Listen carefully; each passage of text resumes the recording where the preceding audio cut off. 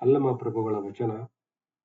ಮಾಯದ ಬಲೆಯಲ್ಲಿ ಸಿಲುಕಿದ ಮರುಳ ನಾನೆಂದರಿಯದ ಪರಿಯ ನೋಡ, ಲಿಂಗವೆಂದರಿಯದ ಪರಿಯ ನೋಡ, ತನ್ನ ವಿನೋದಕ್ಕೆ ಬಂದು ನಿಶ್ಚಿಂತ ನಿರಾಳ ಗುಹೇಶ್ವರನೆಂದರಿಯದ ಪರಿಯ ನೋಡ.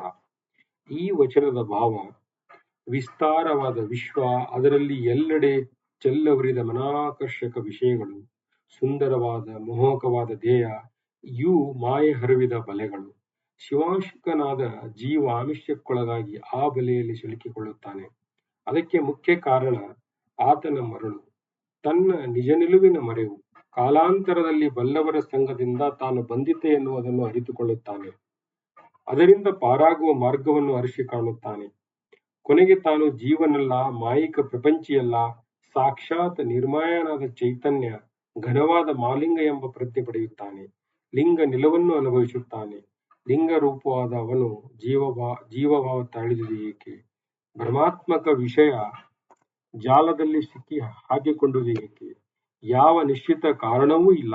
ಬರೀ ಲಿಂಗ ವಿನೋದ ಎಂಬುದನ್ನಿದ್ದ ತಕ್ಷಣವೇ ಆತ ನಿಶ್ಚಿಂತನಾಗುತ್ತಾನೆ, ಪ್ರಶಾಂತನಾಗುತ್ತಾನೆ. ಹಾಗೆ ಮಾಯೆಯ ಬಲಿಯಲ್ಲಿ ಸಿಲುಕಿದ ಜೀವನು ನಿಶ್ಚಿಂತ ನಿರಾಳವಾದ ಪರಿ ಯಾವುದು? ಅದುವೇ ಭಕ್ತಿಪಥ. ಇದರ ಭಾಷ್ಯ: ಮಾಯದ ಬಲೆಯಲ್ಲಿ ಸಿಲುಕಿದ ಮರುಳ. ಪಂಚಭೂತಗಳಿಂದ ನಿರ್ಮಾಣವಾದ ಧ್ಯೇಯ ಮತ್ತು ಜಗತ್ತುಗಳು ಮಾಯೆಯ ಬಲೆಯಾಗಿವೆ. ತನ್ನ ತಾ ಮರೆತು ಮರುಳನಾದ ಜೀವ ಆ ಬಲೆಯಲ್ಲಿ ಸಿಲುಕಿದ. ನಾನೆಂದರಿಯದ ಪರಿಯ ನೋಡ. ನಾನು ಮರುಳ ಎಂದು ಅರಿದ ಪರಿ ವಿಷಯಗಳ ಮೋಹದಲ್ಲಿ ಬಂಧಿತನಾಗಿ ಎಲ್ಲವನ್ನು ಮರೆತು ಜೀವನು ಒಂದು ದಿನ ಎಚ್ಚರನಾಗುತ್ತಾನೆ. ಸತ್ಸಂಗದಿಂದ ತಾನು ಬಂಧಿತ ಎನ್ನುವುದನ್ನು ಅರಿತುಕೊಳ್ಳುತ್ತಾನೆ.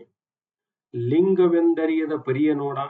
ಆಗ ಬಂಧನದಿಂದ ಮುಕ್ತನಾಗುವ ತೀವ್ರ ಬಯಕೆ ಅವನಲ್ಲಿ ಉಂಟಾಗುತ್ತದೆ. ಬಲ್ಲವರು ತೋರಿದ ಮಾರ್ಗದಲ್ಲಿ ನಡೆಯುತ್ತಾನೆ. ತನ್ನನ್ನು ಮುಸುಕಿದ ಮಾಯೆಯು ಮರಳನ್ನು ಹರಿದು ಹಾಕುತ್ತಾನೆ. ತಾನು ದೇಹಿಯಾದ ಜೀವನಲ್ಲ, ಮಾಯೆಯಿಲ್ಲದ ಪರಮ ಆತ್ಮವಸ್ತು ಲಿಂಗದೇವ ಎಂಬ ನಿಜಸ್ವರೂಪದ ಪ್ರಜ್ಞೆ ಪಡೆಯುತ್ತಾನೆ.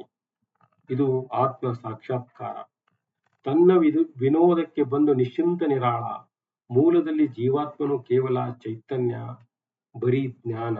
ಅಂಥ ಅವನು ಈ ಮಾಯೆಯ ಬಲೆಯಲ್ಲಿ ಸಿಲುಕಿದುದು ಎಂತು ಎಂಬ ಜಿಜ್ಞಾಸೆಯ ಉತ್ತರ ಇಲ್ಲಿದೆ.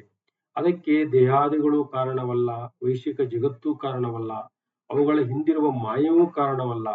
ಅವುಗಳಿಗೆ ಆ ಪರಮ ಚೈತನ್ಯವನ್ನು ಬಂಧಿಸುವ ಶಕ್ತಿಯೂ ಇಲ್ಲ. ಅಷ್ಟೇ ಏಕೆ, ಅವನೆದುರು ಅವು ಇಲ್ಲವೇ ಇಲ್ಲ. ಹಾಗಾದರೆ ಬಂಧನ ಏಕೆ? ಅದಕ್ಕೆ ಆ ಚೈತನ್ಯದ ವಿನೋದವೇ ಕಾರಣ. ಇದು ಕಾರಣವಲ್ಲದ ಕಾರಣ. ಜೀವಾತ್ಮನು ಇದನ್ನರಿತ ಕ್ಷಣವೇ ನಿಶ್ಚಿಂತನಾದ, ನಿರಾಳನಾದ. ಗುಹೇಶ್ವರನೆಂದರಿಯದ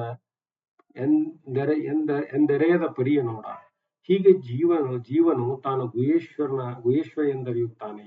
ಅವನು ಅರಿತ ಪರಿ ಯಾವುದು? ಮಾಯೆಯನ್ನು ಮೀರಿದ ಮಾರ್ಗ ಯಾವುದು?